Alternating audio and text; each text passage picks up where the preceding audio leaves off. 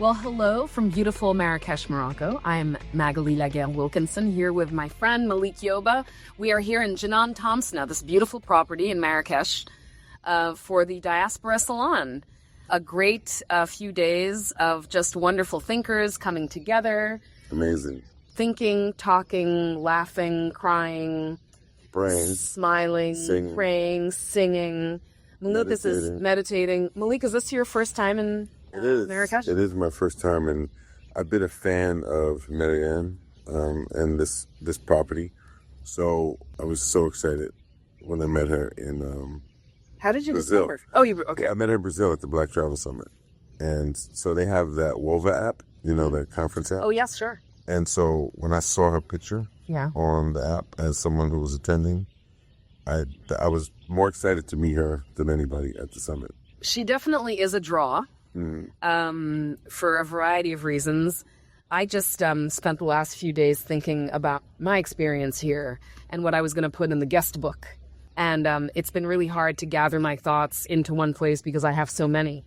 But I'm wondering if you can share some of your thoughts the last few days of the Diaspora Salon.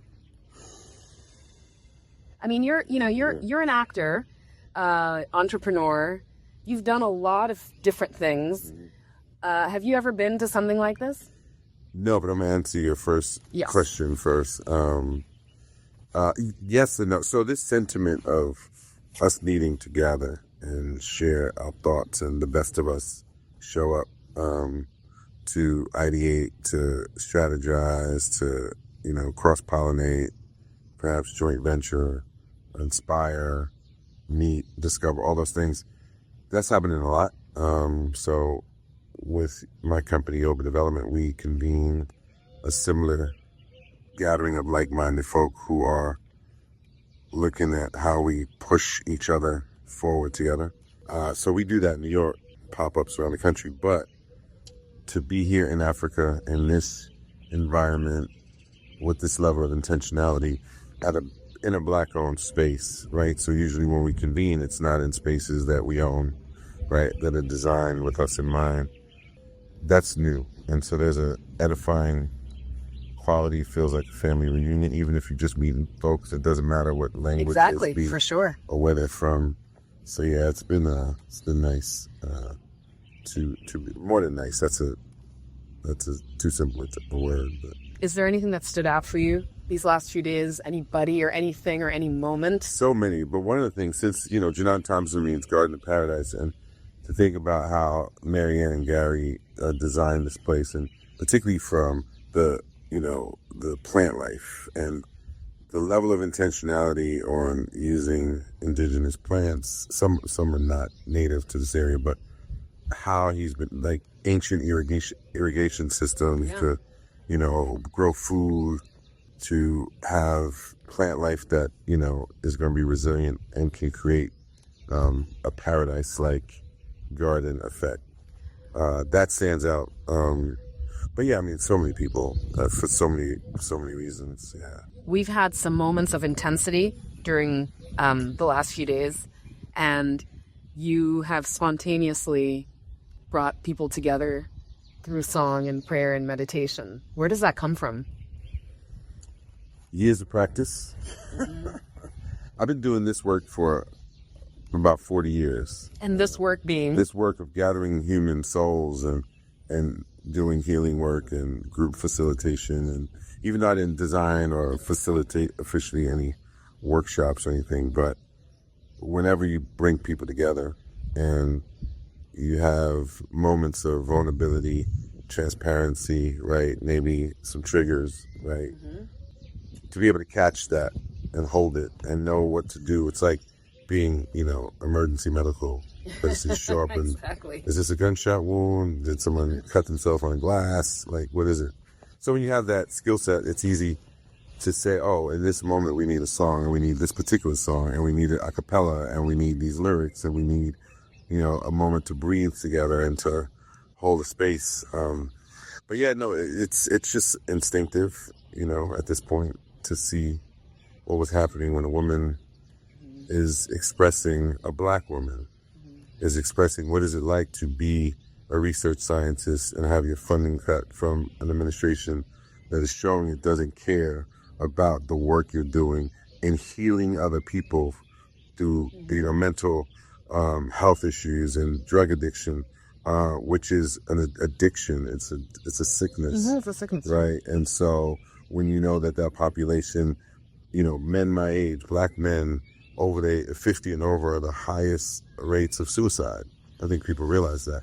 Right. And so the work that she does with Start Care in New York, that's critical work. Right. So for our listeners, what we're referring to is a talk that we were having. There was a panel, and one of the people in the audience was a healthcare worker who was recently affected by a lot of U.S. funding cut. Right. And so she had a moment where that was like part of the story, right? The work that she's doing is being cut.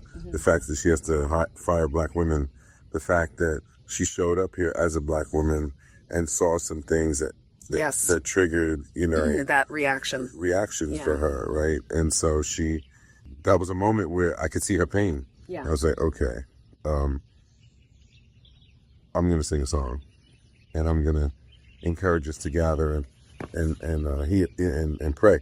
But that's your spirit saying, do this in that moment. Well, this is the thing about being in a place like this. There are things that happen spontaneously. This was not in the program. Nope. It was on the program. Yeah.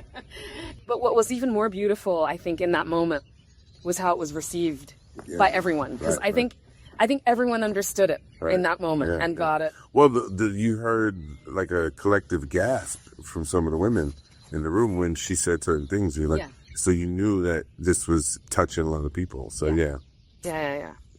So next year, coming back. Absolutely. No, and I want to contribute in a more intentional way, from helping with some of the programming and, design if they maybe facilitate some workshops. Because when you do this work, you really do need to approach it from what I like to call the 5-legged table, right? Mental, emotional, spiritual, physical, and financial. So if we're going to be here, we can... In that order? The mental, emotional, spiritual is always first, because without a sound mind, without emotional regulations, and without some sort of spiritual connection to your why, like it can't just be I'm here because I don't know, I'm trying to extract, but are you driven by something to serve something bigger than yourself? And it seems like everybody I met here is doing something in that way. I was particularly moved by the cross-generational presence here, especially for people who have seemingly achieved a lot but still needing something like this, needing more. I mean, I felt that I needed it. I don't know about you. Yeah, absolutely. Yeah, I mean, sometimes you don't know what you need until it shows up. So you think you're going, especially if you haven't been to a place. So like the idea of Marrakesh, Morocco, you can see images, you might see some video or whatever, or hear a song, but it's not until you touch the soil and meet the people and eat the food and hear the music and smell the smells and go, like, people have been here, right, for thousands of years, and we're guests, right, in this space. And very welcome, by the way. Absolutely, yeah. So it's I'll return. I was actually texting my daughter about. I think I have one daughter that's been into, what she calls earthwork, and so she joined the local community garden. So she's putting her hands in soil. So I told her about Gary, and I think she'd love it. And just like. Gary is Marianne's husband, by the way, for those of... But the fact that it was also 95% women, maybe 97%. So I think I could count the men literally on... Did you feel at home then? Well, I have 4 sisters. There's a lot of women in my life. Yeah. So yeah, definitely. Yeah. Well, Malik, thank you for taking the time. I know you are a very busy man. Yes. I'm proud of you. And I'm proud you're doing this. Yeah. Proud of you. We're proud of each other. We've known each other a long time. Long time. Yeah. And it was this was a nice surprise to have you here. So as we hydrate in this desert climate, because this is the thing here too. Yeah. I mean, it's cold. Yeah, and hot. And hot. And I know it sounds so simple, but it is it's really cold, and then it gets real hot. Yeah. Yeah. Once the cloud breaks up, so it'll.